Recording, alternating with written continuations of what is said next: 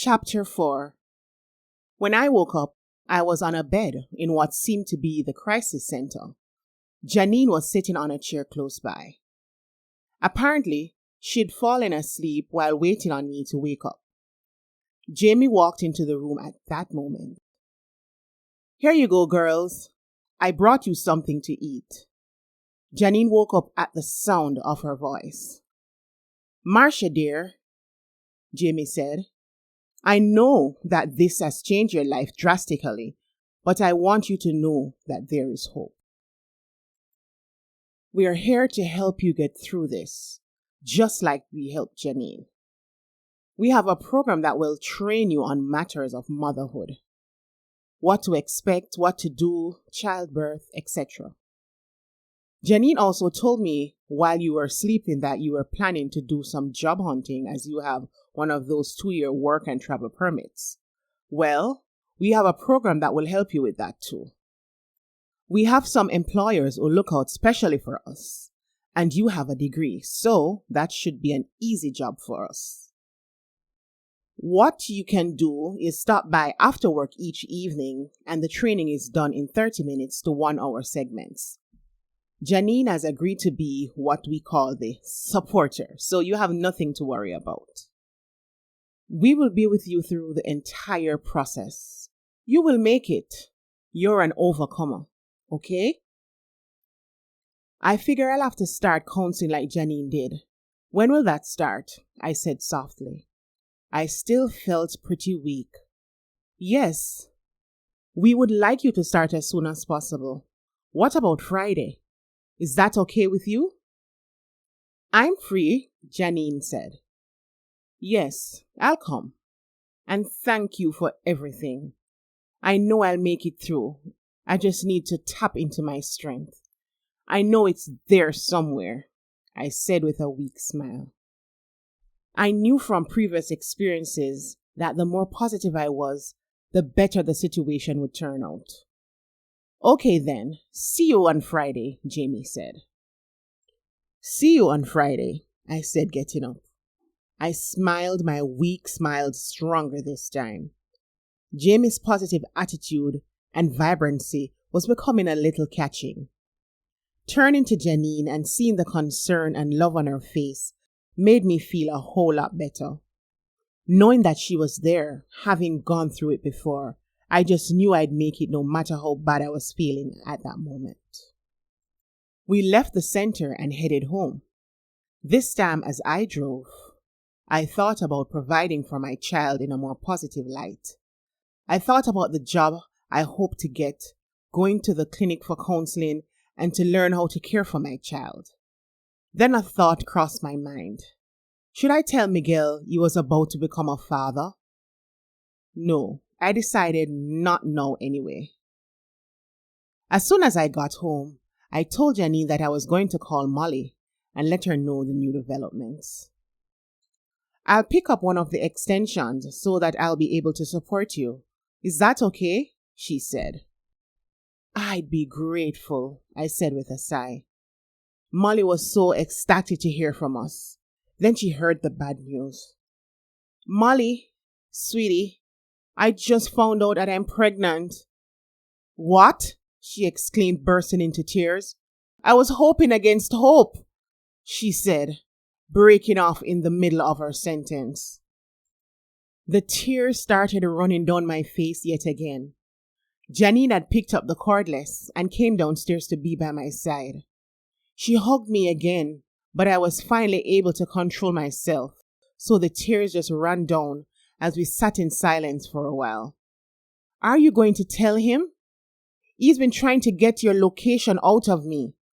That's after I told him the whole length of my tongue. No, not now. When I have enough guts to tell him myself. Okay, sweet. Remember, I'm here. Whatever I can do from here, you let me know, Molly said. Molly, I won't be coming home in 6 months as previously planned. I think it's best if I stay here till the baby is born. My earning potential is much better back here too. You'd better come home soon after though. I need to see my godson or daughter, okay? She teased.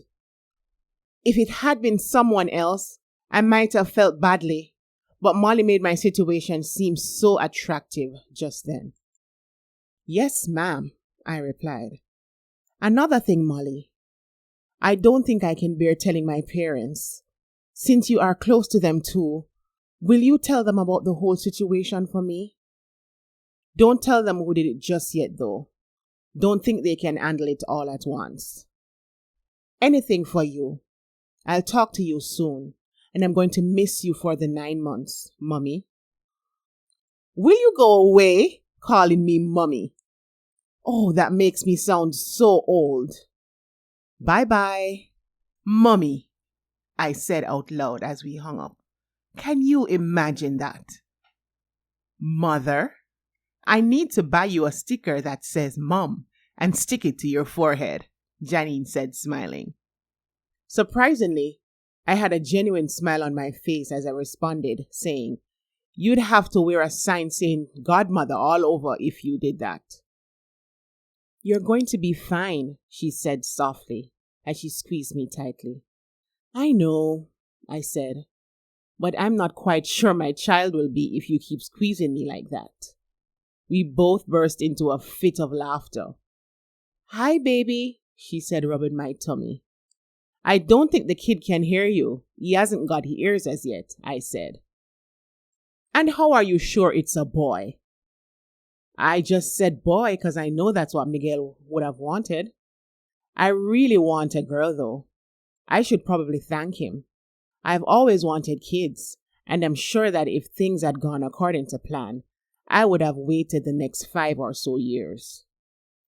But I ain't letting him off the hook so easily. I'm a little tired. I'm going to get some rest. It's been quite a day. Okay, I'm going to pop into a store and see if I can find a book or two on children and eating for a baby. I gave all mine away.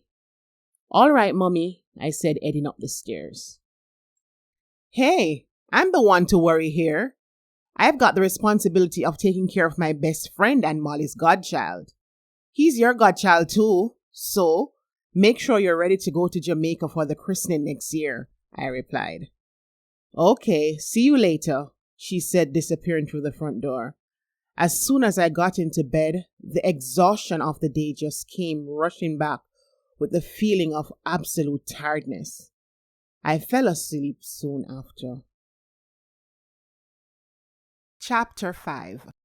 The next few months were spent preparing for the baby, going to classes and going to work, having gotten a job by the first Friday I'd been to counseling. I also worked on the internet from home in my spare time to maximize profits. My parents had called the same night that they had heard of the pregnancy, trying to convince me to come home for moral support, telling me that they would cover all the expenses. I managed to convince them, though, that we had it all under control, and that while they could go ahead and help me to prepare, I needed to be able to take care of the baby also. I was adamant that my child would be in want of nothing, with or without his father's presence. They said that they would speak with a few of their friends so that I would be able to get a job as soon as I got back to Jamaica. Janine was also adamant that her godchild would live an extravagant life. She bought all sorts of extravagant things, totally ignoring my protests. She said that since I was spending sensibly, she should be the one spending on the extras. Eventually, I just let her have her fun. I can't imagine the life of that child if you had had it. She would have been wearing furs at the age of 2, I teased. She had become comfortable enough with her loss to speak of it freely. Whenever we could, Janine and I volunteered down at the clinic and gave pep talks about how to make it through experiences such as ours and how we were coping. In effect, we used our experiences to benefit the many young girls who came to the clinic for help, or who were referred to Jamie by a concerned citizen. Jamie said that my positive attitude caused me to be of much more use than the average victim. Truth is, I enjoyed every minute of it, and had I not been through this experience, I would not have been able to help them or empathize the way I did. Molly constantly kept in touch. She knew what was happening at every stage of the pregnancy, just as well as Janine and I did. She was also doing a lot of preparation back home. In fact, she was the one who purchased most of the things I wanted for the baby's room and the baby on my behalf. We had decided to spend minimally on things for the room in Chicago, as we were only going to be there for a short while after the baby's birth. The things I just couldn't resist buying, I purchased on the internet and had the companies deliver them to my Jamaican address. Molly had taken on the task of decorating the baby's room with my parents' help. She said my father was becoming excited about his grandchild and was driving everybody crazy because he wanted everything to be perfect. My mother was having a whale of a time teasing him about it and calling him Grandpa. Now that I was in pain and on my way to the hospital, I wish I had this support. That had been one of the things we both had looked forward to when we spoke of marriage. He had promised to stay by my side the entire time. Molly had told me that Miguel was constantly nagging her about my whereabouts. She had kept it a secret, though, at my request. Jamie, with whom I had become really close, was at home with us when I had gone into labor. Though I was in severe pain, she tried to remind me of all the instruction I had been given, how to breathe, the position that was most comfortable for me, what to do and what not to do. Then suddenly, a shot of excruciating pain went through my body. Forgetting my vows to be a very discreet mother in labor, I screamed so loudly, Janine swerved the car in fright. "Will she be all right, Jamie? She sounds like she's dying," she said. "Yes, dear, it is to be expected," she replied. "Just hold on, baby girl. We'll soon be there." "I'm going to kill that boy," I said in agony. "I just want this baby out of me." When we got to the hospital, a team of nurses were waiting for us. Jamie had called to say that we were on our way. The only two things I could think of were killing Miguel, not literally, and getting this child, who previously I was so anxious to meet, out of my body. I could not connect with that previous anxiety right now. I just felt the pain. I asked the nurses to allow both Janine and Jamie to come in with me. "If I die, I want you by my side, Janine," I said, much to her irritation. "Don't talk like that, girl. I need you, and your unborn child needs you even more," she replied curtly. "Remember your breathing, dear. Just pretend that you are at class. You'll be fine," Jamie said. "And we are here. We are not going to leave your side for a minute," Janine added.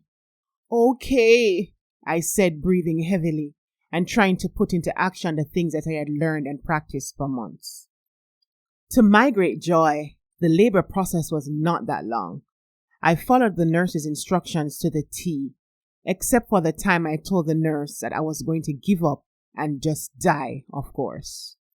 But after gentle but stern prodding from both Jamie and Janine, I had tried again, successfully that time. The nurse handed me the baby after their initial checkup and cleaning, and from out of nowhere, I started to imagine that Miguel was there with me. "A healthy baby boy," the nurse said. "You did well. It's hard to believe it's your first child. Man, was he anxious to meet you. It's like he walked right out." As I looked at him, instantly, all memory of the excruciating pain I was in just moments before vanished. "My baby boy," I whispered, tears streaming down my face. "I've waited so long to meet you." He looked so much like his father, it was alarming. "My godson," Janine said, partially jeering me. "He's so beautiful." "Handsome," Jamie corrected. "I can see why you fell in love with his father. In terms of looks, that is," she said with a mischievous smile. I smiled back, thinking of his father. I was so happy. I wish I could call him right away. "How soon will I be able to take him home?" I asked. "Well, Everything seems fine. We just need to do a few more checks on both of you. And if everything remains the same, you can both leave tomorrow. You hear that, my baby? You're healthy. Mommy's healthy, and we can go home tomorrow if it stays that way. Mommy and Auntie Janine are going to take good care of you. Listen to her, Janine said, laughing. You're so crazy. The kid is only 5 minutes old. He can't understand a thing you are saying. Not my boy. He's going to be smarter than Einstein, I said proudly. Right, son? He moved his head ever so slightly. It was so cute. What are you going to call him? The nurse asked. Miguel Jr., Janine and I chimed together. His last name is MacDonald. Miguel MacDonald Jr. Chapter 6. We were allowed to go home the next morning, as no form of complications arose. Home, sweet home, Janine said as we entered through the door. Jamie helped me up the stairs as Janine took the baby and gave him a tour of his room before putting him in his cot. Who's crazy now? I teased. Little Einstein here has to start early, she replied. Oh, soft bed, how I've longed for you, I said as I lay down. Could you give him to me, please? I really can't stand to have him so far from me. I think we will have to attach the cot to your bed for your comfort, Jamie said. This kid is in good hands. Yeah, the best, Janine said, taking him up. Mine. Whatever, I said. I'm sure you weren't the one feeling the labor pain, though I wish you were. Here you go, she said, handing him to me. Miguel is going to flip when he sees you. He'll love you so much, I said softly, looking tenderly at him. Speaking of Miguel, it's about time he knew you was a father, Jamie said. Yeah, I said, sighing. I know. We spoke about that. I'll do it soon, I said. You've been saying that for a while now. Your child is here now, and his father still doesn't know. That's unfair to him under any circumstance. I hate to admit it, Marsh, but Jamie's right. You need to finally tell him. I'll get around to it, I said. Soon. Well, I have to go. I've got an appointment down at the clinic. I'll be back tomorrow to see how things are going. By the way, Samantha and the girls at the clinic said hi and congratulations. They should come by sometime next week, Jamie said as she left. Thank you. Say hi for me, please. I'm sure I'm going to miss them when I return to Jamaica. All right, see you later, guys, she said. Bye, Janine and I said together. You want me to go get your phone so you can call Miguel? Janine offered. No, but you can give it to me so I can call my parents and Molly, I said. Marsha, Janine said. I'm just not ready yet, Janine. Don't you understand? When are you going to tell him? Soon. Soon is relative, she said, and went to get the phone. I really wanted to let him know what was going on, but it was just so hard to do. I promised myself that I would not let the week end before I told him. When Janine came back into the room, I told her what I had decided, just to bring closure to that issue. When my parents heard, they could hardly keep the excitement in. I want to see him now, my sister shouted in the background. Tell him to say Grandpa, my father said. They're all crazy, my mother replied. I just can't wait to see you too, Mummy, she said, teasing. Mom, I said, that sounds really weird coming from you. By the way, I haven't told you who the father is. It's Miguel, but he still doesn't know. I figured, honey. You've never once asked me about him or mentioned his name in the months that you've been gone. That's so unlike you. But don't worry, your secret's safe with me. When you're ready to tell him, you let me know, okay? Okay, Mom. Did he come by the house by chance? I asked. Yep, and your father gave him the 3rd degree. He didn't tell him about the baby though. Thanks. I'll be home in a few weeks. But you know I'm gonna call you if I don't know how to change his diaper, right? Stop teasing. You've been changing diapers since you were 8. You'll be fine for the first few weeks. See you then, baby. Okay, Mom. Bye. You would think that my mom telling me that I should tell her when I'm ready to tell Miguel would make me more relaxed. Instead, it made me feel worse.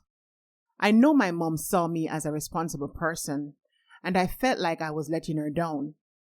I felt like he was the only person in the world who didn't know he was a father. I decided to call him as soon as I called Molly. Hey, Molly, I said as she picked up. Guess what? Your godson is a healthy, bouncing bundle of boy joy. Congrats! I'm proud of you, she said. Somehow, I sensed that something was wrong. What's up, Molly? You don't quite sound like yourself today. Nothing. I just missing you. That's all. When are you coming home? She said. I wasn't quite convinced, but I answered. I'm not very sure. I'm going to ask Janine to book our flight tomorrow and let you know. I've got to go, but I'll talk to you soon. Bye, she said. I could still feel that something was wrong, but I pushed it to the back of my mind. Now that I had made up my mind to call Miguel, excitement bubbled in me, so much that I could hardly contain myself. I'm going to call Daddy, I said to the baby. Glad that Janine was downstairs preparing lunch. I've missed him so much. It's hard to imagine that I've avoided him for so long. He made a cute little sound and twitched his little neck as if to get a better view of me.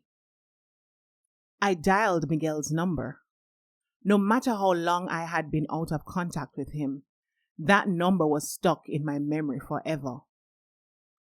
To my dismay, the number rang without an answer.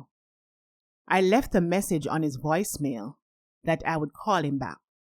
I felt so disappointed. I hadn't thought of the possibility of not getting through. Then all sorts of thoughts started coming to my mind. Was he out with another girl? Did he have a girlfriend? Did he still love me? How would he react to the news after such a long time?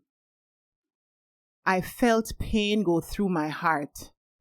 What would I do if I really had to raise our child alone? I closed my eyes and tried not to think about it. I decided I would try back later. Right now, I would concentrate on applying the childcare skills I had learned at the clinic. After I gave Miguel a bath and fed him, I slowly made my way down the stairs to see if I could give Janine a hand with lunch. You must be a mad woman. You get back into bed right now. I was just about to take it upstairs anyway. You're truly crazy. Just getting out of the hospital and trying to help in my kitchen, she grumbled. Saved you the trip, I said. I guess I'll have to learn to eat with him in my hand from now on. I'll try it some other day, though, I said, putting him in his little cradle. I called Miguel. Wow, Janine replied. What was his reaction like? He didn't answer, I said, obviously disappointed. You can try back later. Yeah, I said without enthusiasm. Later that night, I called again. Still no answer. This time, I allowed the tears to flow. Thoughts from today came flooding back. I took Miguel out of his cot and put him on the bed beside me. I needed him beside me for comfort. I almost grudged him for his peaceful sleep and his oblivion to the world around him. Just then, Janine popped in. Are you okay? She said. Relatively, I said with my back turned to her. Could you book our flights tomorrow, please? I'm sort of anxious to go home now. Sure, she said, coming around to kiss the baby goodnight. You're crying, she said, looking intently at me. You're not having doubts about being a mother, are you? No, more like doubts about being a single mother. I called Miguel again. I didn't get an answer. Where could he be? He's not the type to stay out all day or even be out at this hour and not answer his phone. Don't worry about it. You'll be fine. God never gives you more than you can bear. You'll see, she said. I'm testimony to that fact. You know it's much easier to say to the students when you give them pep talks than it is when you're actually going through the situation yourself, I said. I know that all too well, Marcia dear, she said. Get some sleep. You don't know when that child is going to start screaming. Yeah, I said, I'll try.